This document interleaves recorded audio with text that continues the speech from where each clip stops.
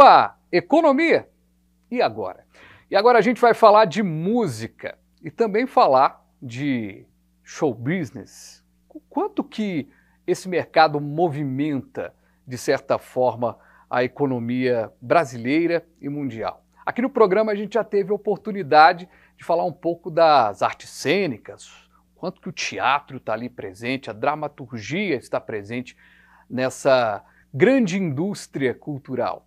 Pois é, a indústria cultural é o tema do nosso programa de hoje. Eu tenho a honra de receber aqui o Rafael Oliveira, que é gerente, diretor da Entre Aspas Comunicação, tem uma trajetória muito legal na assessoria, tanto política quanto musical. Rafael, obrigado, viu, pela sua presença, pela disponibilidade de estar aqui com a gente. Muito bom mesmo, cara. Sempre uma honra, telespectador. Eu acho muito legal levar a economia, como você disse anteriormente, para um campo da cultura, agora outro campo da cultura, mas sempre interligado ao show business e, portanto, à economia, mas no mínimo criativo a gente pautar esse tema por esse ângulo. Ô Rafael, eu quero começar essa entrevista da seguinte maneira. Se eu fosse falar seu currículo aqui, a gente ia ficar o bloco inteiro, ia passar para o outro, ia terminar o programa e a gente ia terminar. E o detalhe é que ele tem 32 anos, imagina quando ele tiver 64. Então, assim, e aí eu tenho que te perguntar uma coisa para a gente começar. Como publicitário, jornalista, historiador, cientista político, professor universitário, cara, você tem uma trajetória interessante para a gente falar dessa questão da cultura, mas eu preciso te perguntar, cultura e política também, né? Assessoria política, tem nomes aí como o próprio presidente da República, o Luiz Inácio Lula da Silva, o Sérgio Moro, tem nomes da música como Flávio Venturini, o Henrique Portugal do Skank é seu sócio, ou seja, é uma trajetória da música e da cultura com a música, mas também a ciência política. Como é que se uniu isso tudo aí? Como é que foi acontecendo tudo isso? Bom, primeiro é interessante, já que você citou as profissões, dizem que o ano do professor passa mais ou menos como o de cachorro, mas dizem que o de jornalista também. Eu vou parar por aí, fora das outras partes que você citou. Então você brinca do 32 e do 64, mas se for considerar o professor e o jornalista na mesma linha, significa que talvez eu já esteja com 64. Até por isso eu antecipei a pá do check-up para antes dos 40. Agora, quando você cita o presidente, o que prendeu o presidente, eu acho que já denota uma característica. Assim, eu sempre conversei com tudo e todos, incluindo o filho do ex-presidente, um dos. Então, assim, conversar nunca foi problema para mim. E, ao mesmo tempo, o mundo da música, eu até comecei bastante focado naquilo que me era peculiar, né? Ter vindo caracterizado de Red Hot, porque o rock deveria ter vindo com uma brasileira, mas o rock nacional, mas também o internacional, sempre fizeram parte da minha vida, até eu descobrir com a Aline Calisto que o dia do samba é o dia que eu nasci. 2 de dezembro também é aniversário de Dom Pedro II. Então tem história e tem samba no mesmo dia. Portanto, político que ele foi, ela é sambista, estamos e sempre estaremos juntos em vários projetos. Depois o rapper renegado. Então assim, eu comecei no rock, mas dali em diante passamos por Venturini, Paulo Ricardo, Leone, Léo Jaime, Lulu Santos, Humberto Gessinger. Vanessa da Mata foi uma experiência muito diferenciada. Então eu entendo que realmente, assim, eu brinquei com você antes do programa, a música ela está na minha vida e é interessante uni-la à economia, porque para eu fazer o vestibular para começar isso aí que você descreveu, eu tive que vender a minha guitarra, porque havia uma taxa de inscrição no vestibular que eu pagava ou pedia para minha mãe, que era uma pessoa de classe média baixa, assim como eu sempre fui na criação. Então a economia está desde a parte que eu vendia até guitarra, até a parte que hoje eu tento equilibrar esses mundos, dois mundos. Que às vezes se entrelaçam? Claro. Campanha tem, por exemplo, vou citar 2 exemplos. Eu já fiz jingle de campanha, tanto melodia por ter alguma noção de violão, quanto letra por ter noção de escrita pelo jornalismo e pela publicidade, e o marketing por entender as palavras que podem, com cada momento político, combinar melhor. Mas também já fiz uma música com Tia Anastácia, que foi uma das últimas de trabalho, Sonhos Loucos. Tia Anastácia sempre foi, entre aspas, né, um cliente, acho que só não é mais longevo que o Henrique Portugal, que é meu parceiro profissional nesses projetos todos, e que o Capital Inicial, que é onde comecei 14 anos atrás, com 18. Ganhei um prêmio aos 19, aos 20, que daqui a pouco a gente fala dele, né? Claro. Deles, foi um prazer esse convite, que eu lembrei que eu ganhei isso, porque eu nunca falei disso, nem em rede social minha, nem nada. Então, tal política e musicalmente isso se entrelaça, sem dúvidas. Pois é, e aí, gente, quando a gente fala da questão musical, né, assim como quando a gente abordou aqui a questão do teatro, a gente vê ali o ator na peça ali, no tablado, você não imagina o quanto de gente que tem ali atrás para aquilo acontecer. E aí, quando você pega uma estrutura, um artista de renome nacional vem fazer um evento, ou você pega uma turnê desse artista para fazer, você tem que cuidar da comunicação dele, do marketing daquele evento e tudo mais.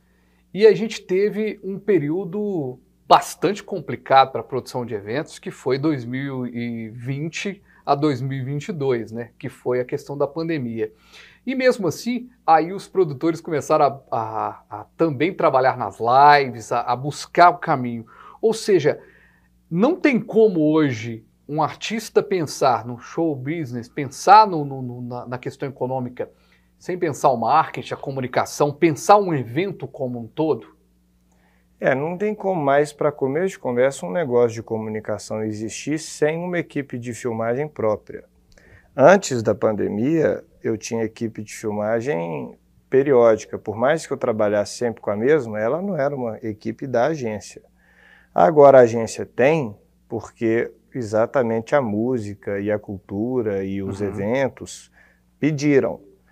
Mas, claro que ela é utilizada em campanha política, ela é utilizada em agronegócio, ela é utilizada, enfim, em todas as frentes que a gente acaba atuando. Agora é interessante, nas entrelinhas, a gente pensa, por exemplo, na última campanha eleitoral, um dos candidatos utilizava muito uma música do Caetano, se não me engano, que é Amanhã Será Outro Dia. E o outro candidato... será um novo dia. Né? E o opositor... Será lindo dia, né? Que é a música, né? Mas mais ou menos. Na política eles adaptaram. Isso. Mas apostaram muito nessa música. Assim como o outro lado apostou muito no sertanejo. E nos sertanejos. Então, assim, continua entre eleição entre eleição. A música continua forte. E os músicos.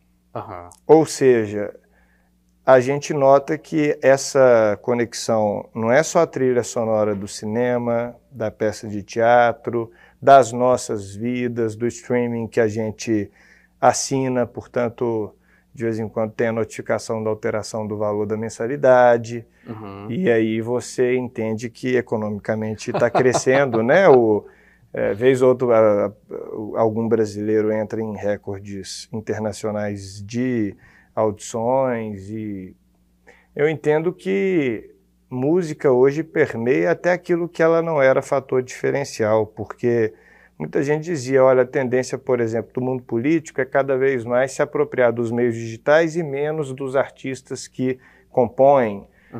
Mas não é o que a gente viu. Muito foi investido financeiramente, não só em impulsionamento das mídias digitais, mas nesses artistas que todos conhecemos. Por um lado você tinha Leonardo, Zezé de Camargo e Luciano, você tinha Gustavo Lima. Por outro lado, você tinha Caetano, você tinha nomes da nova geração, essas cantoras jovens, enfim, que Fernanda Tacaio pode ter a idade que for, sempre vou achar que ela é jovem. Que ela é jovem. A voz dela... Agora você falou uma questão do sertanejo, curioso isso, que eu ia te fazer uma pergunta. Antigamente, e é muito legal quando você pega o filme lá da história de Zezé de Camargo, né, que eu acho aquele filme sensacional. Dois Filhos de Francisco, nome do meu filho, beijo, Francisco. Muito bacana aquele filme, e a história marcante é o seu Francisco lá pegando as fichinhas telefônicas e ligando para a rádio para pedir música. Hoje o pedido da música, aquele pedido simbólico ali da música para a rádio, ele é também, ele se virou, eu amo rádio, viu gente? Todo mundo sabe que eu sou apaixonado com rádio, mas o marketing digital, Ele tomou esse espaço do rádio?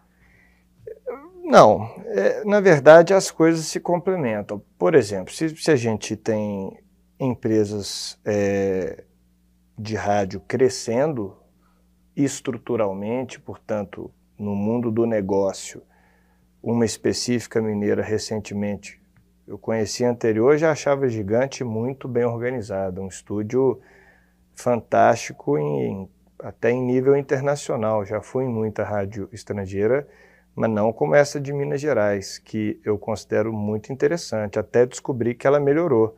Aí eu falei, bom, é impossível dizer que o marketing digital está enfraquecendo. O jornal é até desrespeitoso falar que não houve impacto. Mas é interessante que tem uma outra rádio que você, se gosta da música, eles pedem para no streaming colocar um joia, se não gostar, colocar o contrário, para ver se repete aquela música mais vezes, menos vezes. Então existem adaptações. Eu entendo que o caminho é esse. As rádios, muita gente às vezes fica cansado da própria playlist, e não só disso, da metodologia pela qual ela monta a playlist dela. Então, aí ela volta à moda antiga e deixa no aleatório a moda antiga e raiz, que é o rádio. Mas então, volta e meia, a gente tem, por exemplo, se a gente pega a década de 90 principalmente, as rádios elas tinham uma força muito grande, né? A música do Skank mesmo, do seu sócio, né, e tal, o funk lá na Rádio do Café, a 98, que era Del Rey, estava no auge, então o Skank cresce junto com uma rádio que estava crescendo muito, isso é legal. O Skank, por exemplo, tem uma relação muito grande com o rádio, o Skank tem essa relação. O Zezé de Camargo, como a gente destacou no filme, mas a Anitta, por exemplo, ela já tem uma presença muito mais digital. Não que o rádio não seja importante para ela. Então, o que a gente tá ouvindo aí de alguém que está na área é que, apesar do marketing digital ser importante, o rádio ainda ele é uma figura, assim como a mídia tradicional como um todo, ela é importante ainda para a divulgação. Eu entendo que a coexistência é necessária. Certa vez eu achei que eu obtive uma resposta e obtive outra. Eu perguntei para Humberto Gessinger se as mídias digitais, por exemplo, em outro contexto, mas que também faz ele lucrar mais ou ele ter que fazer mais show porque compor não resolveu. Mídias digitais, essas distrações, a interação, os múltiplos meios, ajudam ou desconcentram o compositor? Porque ele especificamente é um cara que compõe muito, como o Nando Reis e outros, de Ouro Preto, enfim, com base na realidade, que enxerga. Está rolando, né? Mas se você fica preso no digital, você perde o componente raiz da realidade. Ajuda ou atrapalha a tecnologia para compor? E o que ele respondeu?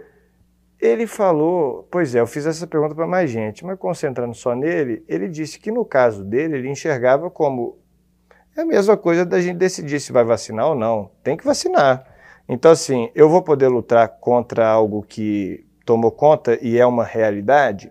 Então, essas bandas, esses artistas, vamos pegar o exemplo principal do Skank, do Capital e dos Titãs. Capital e Titãs, turnê 4.0, 40 anos.